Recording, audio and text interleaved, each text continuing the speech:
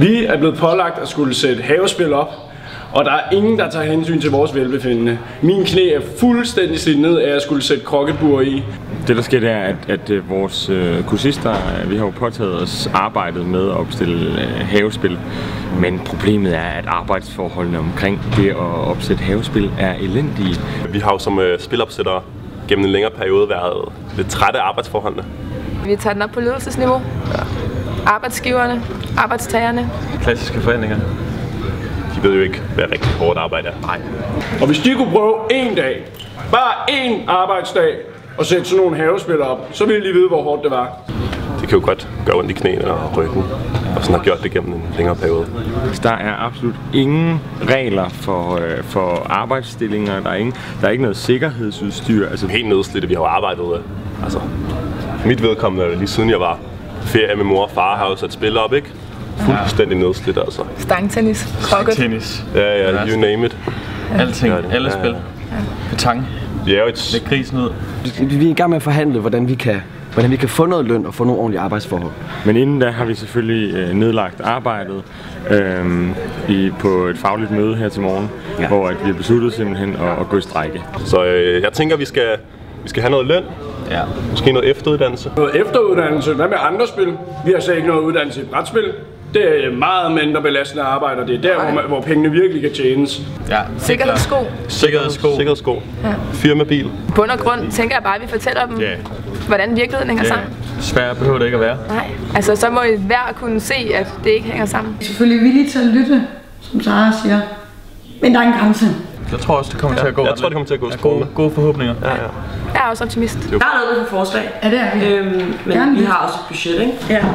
Vi har nogle rammer, vi skal holde. Klar? Ja. Fuldstændig. Hej. Kom indenfor. Ja, vi har lige ordentligt. Hej, Anne. Og nu her er det simpelthen gået hen til en regulær sammensmeltning i forhandlingerne. Så det er fuldstændig umuligt at komme til enighed, fordi at bestyrelsen fremlægger alle mulige grundidentiske tanker om, at man ikke skal få løn for sit arbejde, når de selv sidder der og ikke har betalt en skid for at være på RUF. Hvad sker der?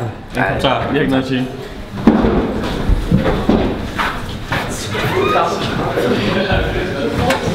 Det gik rigtig godt. Gode forhandlinger.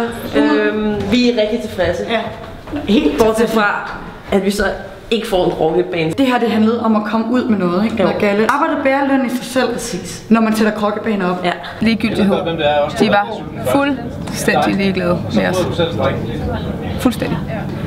Vi havde forventet, at der blev lyttet til os, når vi indgik i sådan en forhandling. Og ikke engang stole havde de sat klar til os. Vi måtte fandme selv sætte vores stole hen til forhandlingsbordet. Vi har været i kamp med ledelsen, og vi har ikke fået vores rettigheder igennem. Så nu skal der ske noget. Men nu er der blokade, og så kommer der ikke nogen krokketbane op i dag. Stærke vagter foran dørene. Man skal være kompromisløs, ikke? Man skal ligesom sige, hertil er ikke længere. Og så skal man sige, stop, for eksempel, hvis de gør det igen. Så skal man sige, nu stopper det, hvis de så insisterer. Så hvis de bliver rigtig sure, så kan man så lukke dem ind. Ja, rigtigt, ikke? Og så kan man så gå frem til grænsen, og så er det så der, vi siger stop til folk. Idiot, kan vi sige. Fede nar. Fede nar. Naturen skal beskyttes, ikke skal tages. Ja, det kan godt være. Nemlig. Det er meget godt at blive fanget. Skal vi ikke gå hen og høre det? Ja, så må vi se, om der er noget, vi kan gøre. Hør her. Nej, kommer ikke ind her. Jeg synes, det er helt vildt for dårligt, at de ikke gider lave noget, og at de så blokerer for fuldstændig uskyldige mennesker. Skynd jer ind! Folk de tror nu, at de har brudt op med revolutionen og gjort op med os. Men nej, det er os, der er lykkedes. Det er dem, der har revolutioneret nu mod styret og mod vores blokade. Folket har rejst sig. Folket har rejst sig. Revolutionen er startet. Skal vi have noget kødsovs? Ja, vi skal. Jeg er sindssygt sulten. Sulten mand.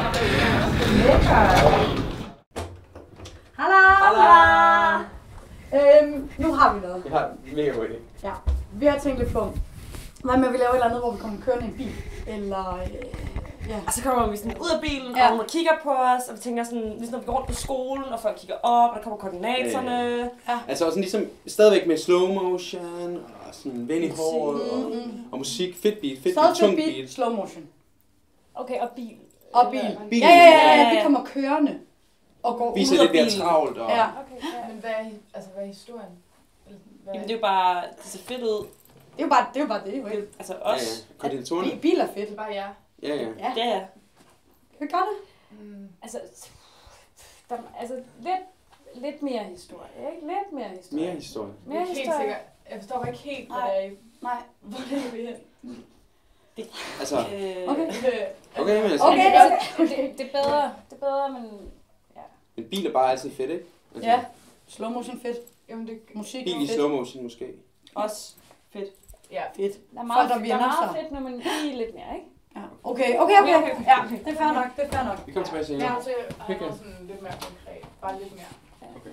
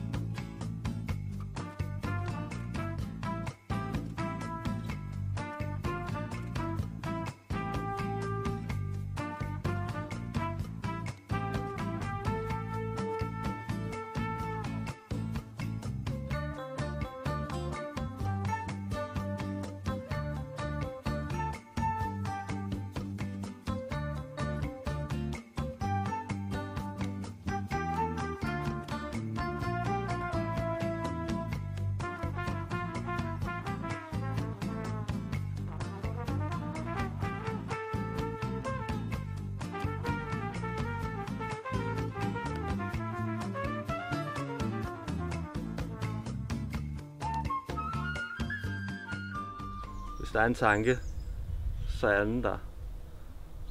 Og så er den der ikke. Og så tænker man, okay, nu var den væk.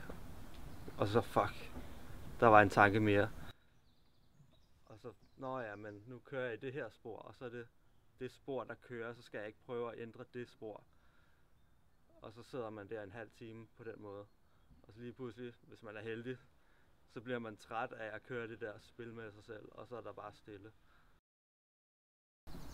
Jeg kan godt sådan, altså den der morgensang, for eksempel i går, der var det internationalt, der kørte hele dagen. Det var en lille smule forstyrrende en gang imellem, men også meget smukt.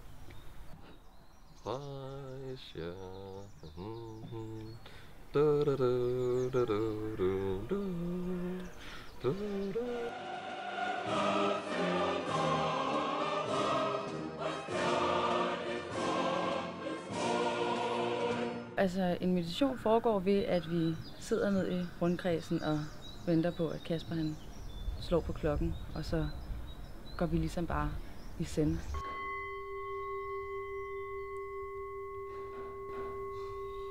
Det vi gør nu, er, at vi retter den fulde opmærksomhed mod vores vejrtrækning. Så bliver vi bedt om at sætte os til rette, så vi sætter os lidt frem og hænderne på skødet, og så lukker vi øjnene, og så bliver vi guidet igennem. Og det vigtige her, at vi bliver siddende den fulde længde af dagens meditation. De næste 30 minutter, der bliver vi bare siddende her i vores egen verden med den fulde opmærksomhed rettet mod vejrtrækningen, uanset hvad der sker.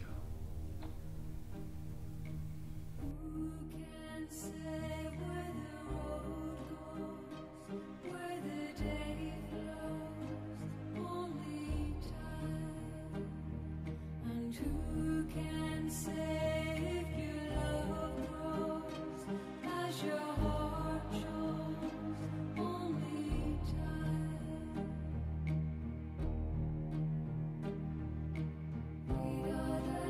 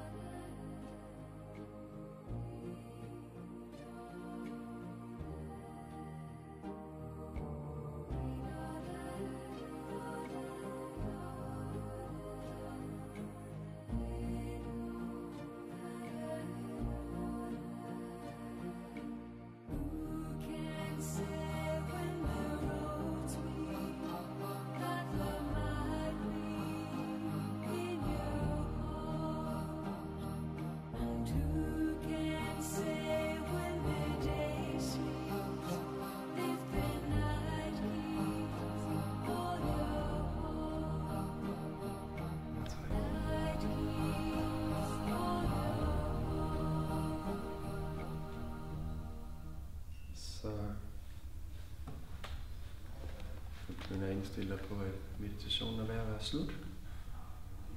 Når du hører skålen ringe her med et øjeblik, så kan du bare i dit eget tempo vende tilbage til her og nu, til dette rum, og åbne øjnene op igen.